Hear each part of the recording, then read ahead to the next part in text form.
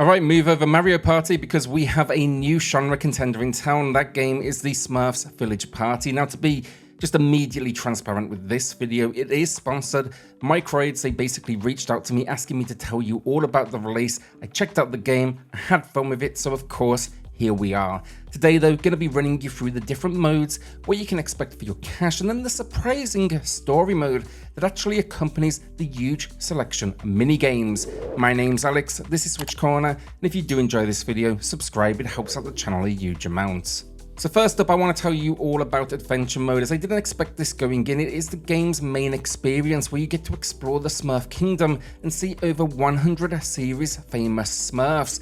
This is basically how it introduces the mini-games to you, and it's definitely a little bit unique. Now, the concept is basically a big village party occurring and everyone in this world is busy prepping. You need to now help them get things to where they need to be. Now, of course, this is the Smurfs, and it wouldn't be the Smurfs without Gargamel, and he is of course present. He is out to destroy this event at all costs.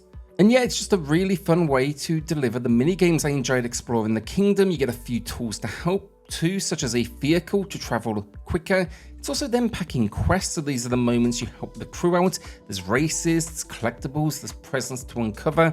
There's even unlockable costumes and an encyclopedia which tracks the different Smurfs you have met. Now, once you do beat this mode as well, there's actually a traditional party mode unlocked called a Village Party. Now, if the story is not what you are here for, fear not. You can access the minigames immediately via a challenge mode which randomly selects games for you, or from a handy quickfire menu where you choose the games as you please, and it's definitely not lazy. There's 50 minigames in total. This is where the game shines, and that's exactly what you want when it is a party game. You know, they are all quickfire, I'd say 60 seconds on average. Some then have multiple rounds, and the game features difficulty modes which I really appreciated because the game then is good for all ages, even when playing against AI opponents. I actually had it on the highest setting, and you will see they are pushing me, and I'm losing on more than a few occasions. Now, regarding all of these games, of course, as well, it features local multiplayer support for up to 4 players, and the controls are always simple. And once again, that's a great thing, meaning anyone in your family or friend circle, they can jump in and play too. When you do jump into the minigames, then first up, you're going to be choosing who you're playing as. You can choose from one of 18 different Smurfs and also any of the unlockable costumes you have at this point. Regarding these games though, with so many today, I just can't tell you about all of them. We'd be here all day, but what I can do is take you through a few of my personal favorites. And in the video, in the background, you may have noticed this already, going to be quick firing through as many as possible.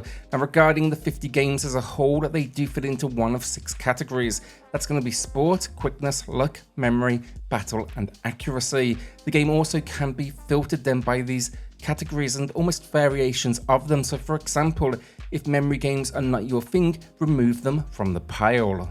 But yeah, honestly, I had more than a few favorites with this one. Smurf Ball is a spin-on football where the 4 of you sprint around an arena trying to shoot balls that randomly appear into nets that open and close, closing always when I took my shot apparently. On sports as well, I love the golf game, hole-in-one. Basically, you have a limited number of balls and you try to score the most points by chipping into the hole, or at least getting within the vicinity of it. Ice Smurfer then, it's kind of like tag. One player has a present and the other 3 must run. The one that holds the present the longest loses this battle, and you're on ice skates, making this one particularly unique in its movement. You can even dash out of the way with this one as well. That led me into more crashes than anything. And yeah, that's just the beginning of sports as well. Bowling, target practice, basketball, it seems to have a spin on, I guess, most popular options.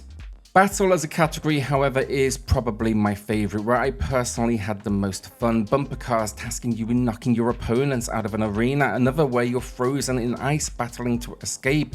Sled racing that I include here because it features firepower, and then watch out for the growlers is particularly tough. You basically have these creatures coming from all directions, you need to keep out of the way. However, you only have 3 lives to survive, and the last Smurf standing, of course, they do win.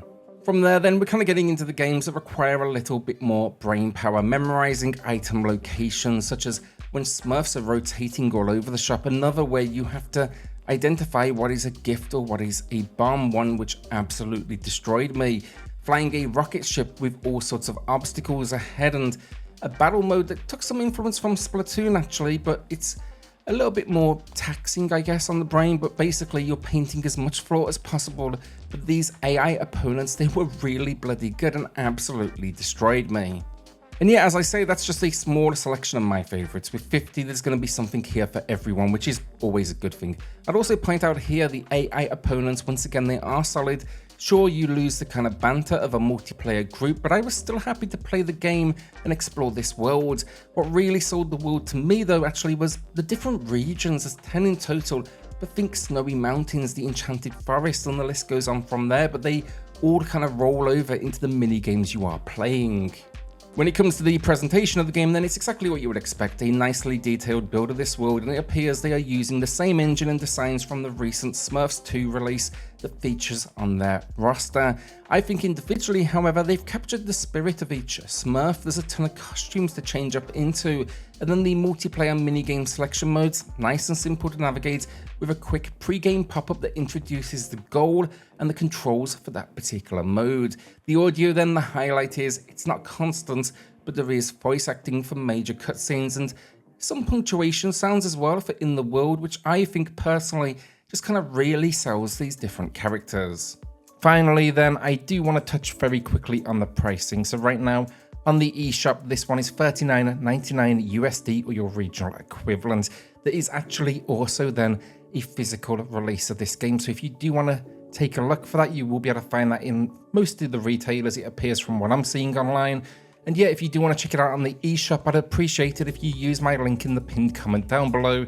That simply shows Microids you enjoy these videos, and that really does help support the channel directly. You know, we don't get any kickback or anything like that from sales, but it just tells Microids that people are watching, they're listening, and they're taking a look. So yeah, seriously, that would be very much appreciated. So yeah, that's Smurfs Village Party, and if you're a fan of party games, I think this is well worth considering. Between its story mode and the big selection of minigames, there's a whole lot here to like. Not only is it a good choice for genre fans though, but any age as well, thanks to the different difficulty options packed in. So yeah, have you been playing the Smurfs Village Party? Let me know in the comments down below, and if so as well, let me know which minigames currently have you hooked. I'll definitely be pulling this one out the next time we have friends over. It's got that kind of great balance, as they should with the genre, honestly, of fun quickfire games with controls that are so simple anyone is able to take part, and that's really what you want in this scenario when you're in that party setting. They don't necessarily have hands-on experience with the different consoles. So with that then, once again, thanks to Microids for sponsoring this video. It is seriously appreciated, and if you did enjoy it, subscribe. That is the easiest way to help out the channel. And yeah, I'll see you all on the next video. Thanks everyone.